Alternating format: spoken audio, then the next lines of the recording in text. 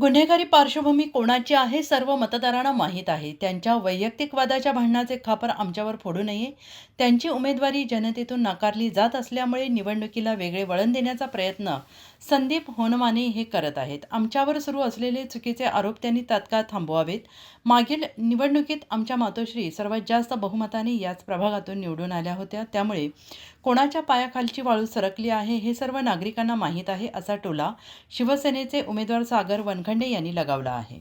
नमस्कार, मी सागर मोहन वनखंडे, प्रभाग क्रमांक 3 शिवसेनेकडून मी उमेदवारी अर्ज दाखल केलेला आहे.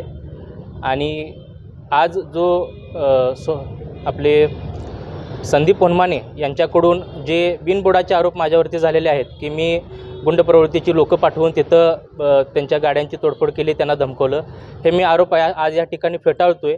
आज ह्या आरोपामध्ये काहीसुद्धा तथ्य नाही असं माझं मत आहे. कारण की जी गुंड वृत्ती ही कुणाची आहे हे सगळं आमच्या जनतेला आणि ह्या भागातील सर्व लोकांना माहिती आहे. हे त्यांच्या जुन्या वैरातून हे जे गोष्टी घडलेल्या आहेत त्याचं खापर हे फोडून सहानुभूतीचं वातावरण करायचं या ठिकाणी वनमाने कुटुंबियांकडून प्रयत्न झालेला आहे.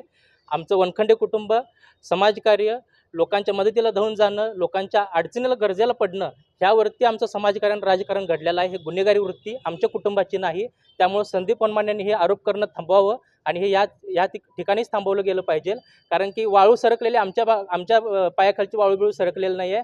2018 साली माझी आई 1700 पॅनलचं सगळ्यात लीडनं आमची आई त्या ठिकाणी निवडून आलेली आहे. त्या भागात आमची कामं आहेत आणि त्या जोरावरती जनता आम्हाला आशीर्वाद देणार आहे. आणि हे आमचं कुठंतरी नावाची चर्चा आणि ह्यांना कुठंतरी नागरिकांकडून डावलं जातं आहे. ह्यांची वृत्ती बघून, लोकांकडचा रिस्पॉन्स बघून यांना ही कुठंतरी वेगळं वळवून इलेक्शन जिंकायचं ह्या ठिकाणी यांचा प्रयत्न चालू आहे. त्यामुळे मी पुन्हा एकदा सांगतो की मी या आरोपामध्ये काहीसुद्धा तथ्य नाही, हे आरोप मी या ठिकाणी फेटाळतो आहे.